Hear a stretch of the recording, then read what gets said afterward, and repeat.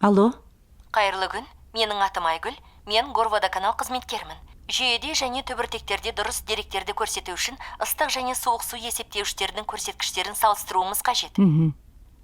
Қазір ұялы телефоныңызға код келеді. Жеке шотыңызды осы телефон нөміріне тіркеу үшін оны айтыңызшы.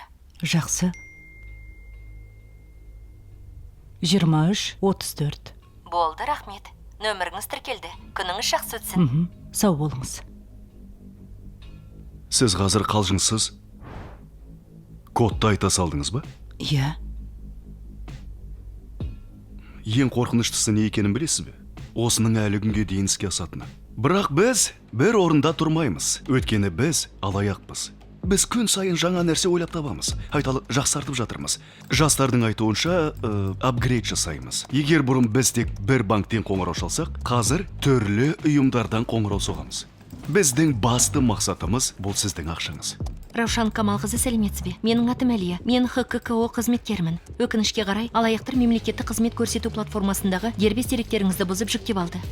Менің ойымша, біздің құрбанымызда үрей туындап, алаңдай бастады. Ал бұл жақсы. Өйткені құрбанымыз алаңдаулы болған кезде, оған айла шарқы жасап, басқару жеңіл. Ойбай. Енді не болады? Сабыр сақтауыңызды өтінем. Біз бұл жағдайды шешу үшін жұмыс істеп жатырмыз. Біз құқық қорғау органдарының қызметкерлерін тарттық. Жақсы. Мен күтемін. Телефоныңыз жаныңызда болсын. Шешілген кезде бірден сізге хабарласамыз. Жақсы. Жарайды, сау болыңыз. Жарайсың. Бізде ары қарай не бар? Дұрыс. Ары қарай бізде үшінші қадам. Мейлінше бәрі шынайы болуы үшін, құрбанымыз қорқуы үшін өзімізді ұлттық қауіпсіздік қызметкер ретінде таныстырамыз. Иә, айтып тұрмын ғой. Дәл сіздің атыңызға бірнеше банктен несие ресімдеуге 12 рет әрекет жасалған. Ант етем, мен емес. Оның сіз емес екенін білеміз. Бұл факті бойынша қылмыстық іс қозғалды. Сенімдірек бол.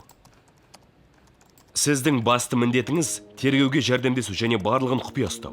Біз алаяқтарды ұстау бойынша арнайы операция жоспарлап отырмыз. Бұл ақпарат жария етілген жағдайда сіз сыбайлас қатысуға дейін жауапкершілікке тартылуыңыз мүмкін екен ескертуге мәжбүрмін. Тағы да қайталап айтам. Ешкімге айтпаңыз. Тіпті күйеуіме де? Балаларға да айтуға болмай ма? Иә, оларға да айтпаңыз. Қайталап айтам. Бұл сіздің мүддеңіз үшін. Егер бәрін біз айтқандай істесеңіз, әлгі алаяқтарды жылдам тұтқындаймыз. Бәрін түсіндім. Сізге бірнеше мәселені нақтылау үшін ұлттық банктен телефон соғады. Күтіңіз. Жарайды. Жарайсың. Енді біздің құрбанымыз күмәнданып қана қоймайды. Ол өте қатты қорқады. Және біздің келесі қадамымызды күтеді. Ал біздің келесі қадамымыз барынша шынайырақ болады. Өйткені көптеген алаяқтар бет жүздерін көрсетуге қорқады, бірақ біз емес. Кеттік. Айтпақшы, сен костюм киюің керек. Не айтып тұрғанымды түсіндің ғой? Кеттік. Отыр. Ең бастысы сенімді сөйле. Мәтін есіңде ме? Әлгі үлгілі мәтін. Звонда. Кеттік.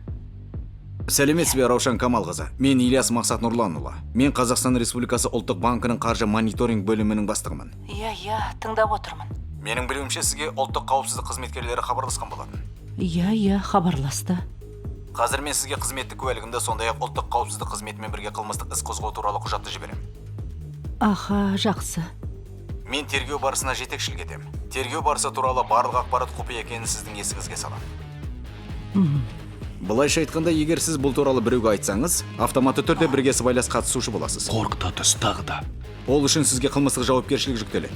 Жақсы, ешкімге ештеңе айтпаймын. Жақсы. Қазақстан Республикасы банктеріндегі шоттарыңызда қанша ақша бар екенін нақтылап айтыңызшы. Шамамен 50 миллион. Біреуінде 30, екіншісінде 20 миллион. Алаяқтар ұрлап үлгермеу үшін шұғыл түрде осы ақшаның барлығын сақтандыру шоттарына аударуыңыз қажет. Ал мен үлгермей қалып, олар ұрлап алса не болады? Қазір сізге сақтандыру шоттарының нөмірлерін жіберем. Мобильдік қосымша арқылы лимит шеңберінде барынша рұқсат етілген сомаға жедел ақша аударыңыз. Қалған соманы ертең бөлімшеден алуға тапсырыс беріңіз. Ең бастысы банк қызметкерлеріне ештеңе айтпаңыз. Олар арнайы операция туралы ештеңе білмеуі тиіс. Жақсы. Ақпараттың алаяқтарға жетпеуі маңызды. Сау болыңыз. Сау болыңыз. Сонымен, қымбатты достарым, бұл үлгі мәтін. 100 жыл болған шығар, бірақ әлі іске асады. Енді құрбанымыз біздің қолымызда.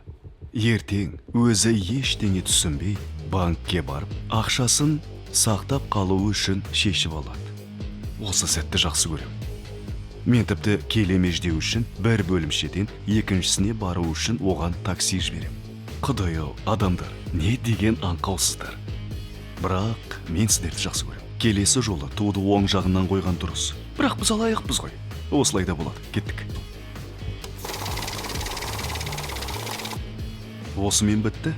Қазір ол ақшаны шешіп алады да, банктың басқа бөлімшесіне барып, онда ақшаны біздің сақтандыру шоттарымызға жібереді. Көп сомада ақша алып, белгісіз бір шотқа аударып жатқанда, кез келген адамда күмән туындауы мүмкін. Ең бастысы, күмәнді уақытында сейілту. Алло, Раушан Камалқызы, бұл мен ғой, Мақсат Нұрланұлы. сәлеметсіз бе? Сақтандыру шоттарына алғашқы түсімдерді көріп отырмыз. Бәрі дұрыс. Алаңдамаңыз. Біз жағдайды бақылап отырмыз. Құрбан бөлімшелерге өзі барып, тіпті үшінші тұлғалардың ықпалында еместігі, ақшаны өз қажеттіліктері үшін алатыны және алаяқтық схемалары жөнінде оған ескертілгені, білетіні және банктерге шағым келтірмейтіні туралы өтініш жазады. Ал енді менің ең жақсы көретін сәтім. Осымен бітті деп ойлайсыз ба? Жоқ. Сізден бәрін алып аламыз. Өйткені біз алаяқпыз. Сол үшін біз ұлттық банк қызметкерімізге қайта ораламыз. Раушан Камалқызы, сіз үшін жақсы жаңалығым бар. Біз сіздің қаражатыңызды сақтап қалдық. Бірақ алаяқтар деректеріңізге қол жетімділік алғандықтан сіздің атыңызға несие рәсімдеуі мүмкін. Сондықтан бүгін сіз несие лимитіңізді тауысуыңыз керек. Сонымен бірге оның атына несие рәсімдеу мүмкін емес деп ойлайсыз ба? Сізге одан да зорын айтайын. Ол өзі барып, өзіне тағы да бірнеше несие рәсімдеп, бүкіл несие лимитін тауысады. Содан кейін біз осы ақшаны алып, өзіміздің сақтандыру шотымызға жібереміз. Өйткені ол бізге толықтай сенеді. Ол енді еш қайда кетпейді. Есіңізде болсын. Ұлттық қауіпсіздік қызметкері, жемқорлыққа қарсы қызмет, прокуратура, тіпті президент әкімшілігі телефон соқсын. Әрдайым ақпаратты тексеру керек. Шын мәнінде бұл қиын емес қой. Есіңізге сақтаңыз. Ешқандай орган сізге телефон соғып, сізге несие рәсімдеуді сұрамайды. Мұның бәрін жасайтын біз алаяқтар. Міне солай.